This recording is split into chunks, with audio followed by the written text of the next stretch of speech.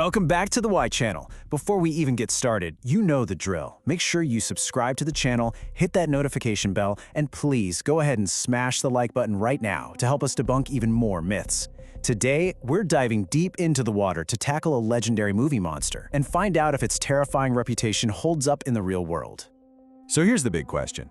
We've all seen those horror movie scenes, right?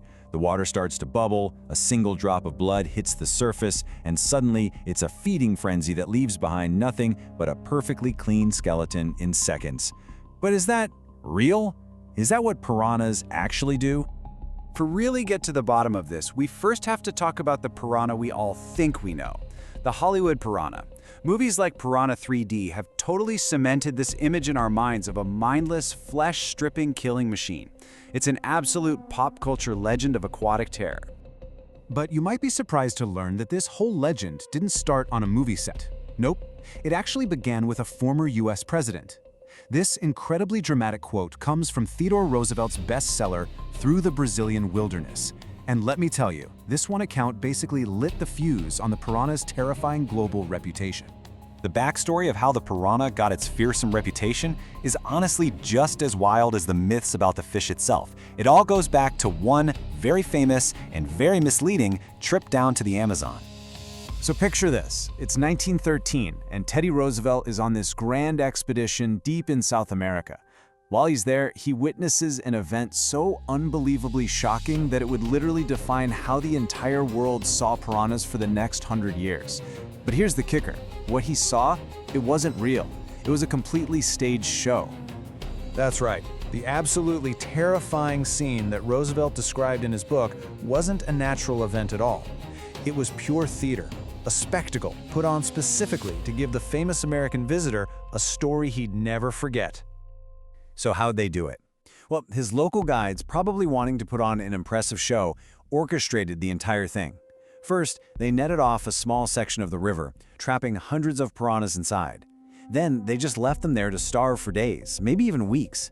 When they finally pushed a sick old cow into that crowded, confined water, the feeding frenzy that followed was just a product of extreme, artificial desperation, not their natural behavior at all.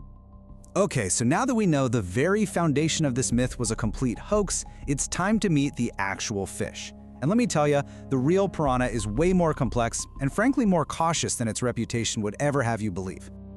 So that famous schooling behavior, when they swim in a big group, it's not actually for coordinating attacks like a pack of wolves. It's a defensive tactic. Piranhas are actually on the menu for bigger predators like Amazon river dolphins, caimans, and giant birds. They group together for protection, not for aggression. They're trying not to get eaten. And this really gets to their true role in the ecosystem. They are, first and foremost, scavengers. Think of them as the vultures of the river. Their main job is cleanup duty, feeding on animals that are already dead or dying. This behavior, which has the scientific name necrophagy, is absolutely vital for keeping the whole aquatic environment healthy. But wait a minute, what about those absolutely horrifying reports you hear about human skeletons being pulled from the water? A forensic study by a researcher named Ivan Sazima had documented exactly that. And on the surface, man, that seems to confirm our absolute worst fears. This has to be the smoking gun for the whole man-eater myth, doesn't it? A human body, stripped clean to the bone. I mean, how could you possibly explain that away? Well, as it turns out, the science tells a very, very different story. What's really going on in these cases isn't a monster attack, it's more like a puzzle for a forensic investigator. The piranhas are just one piece of evidence in the story, and believe it or not, they aren't the cause of death. The research on this is crystal clear. In every single documented case of a human body being skeletonized by piranhas, the person was already dead before the piranhas got there. They had died from something else entirely, like drowning or a heart attack. The piranhas were just doing their ecological job, scavenging. Now hold on, this does not mean piranhas never bite humans. They do, but the reasons why are a world away from the feeding frenzies of legend, and the results, they're almost always pretty minor. Get this, in a huge 10-year study that looked at over 700 reported piranha bites in Brazil, an overwhelming majority, we're talking more than 82%, were classified as mild. This isn't flesh-stripping stuff. It's usually a single, quick, punch-out shaped nip. When you actually look at the data, that image of a flesh-stripping monster just completely falls apart. The truth is, severe bites are the incredibly rare exception. They are not the rule at all. And the data also shows us why they bite. It comes down to two main triggers. Almost 30% of bites happen when people just accidentally swim or wade too close to a piranha nest during breeding season. It's a defensive getaway warning. Another 26% are linked to people cleaning fish or throwing food scraps into the water, which attracts the fish, who then mistake a splashing hand or foot for an easy meal.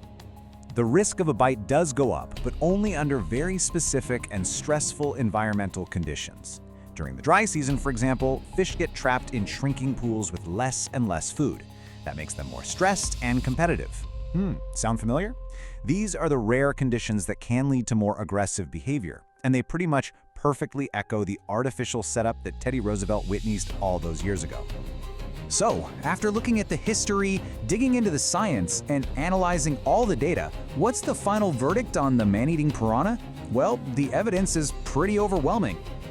The piranha's entire monstrous reputation is basically built on a theatrical show, a complete misunderstanding that was orchestrated over a century ago. The myth says they're a relentless pack hunter, reality says they're a cautious, defensive omnivore. The myth says they're a man-eater, reality says they're a vital river scavenger. In the end, the story of the piranha is actually less about a ferocious fish and more about, well, us. It shows just how easily a terrifying but totally false narrative can grab hold of our culture, all fueled by one dramatic story and blown up by Hollywood. It's a great reminder that sometimes the scariest monsters are just the ones we create in our own minds. Thanks for watching. If you learned something new, please subscribe to the Y channel, turn on the bell, like this video, and share it with your friends.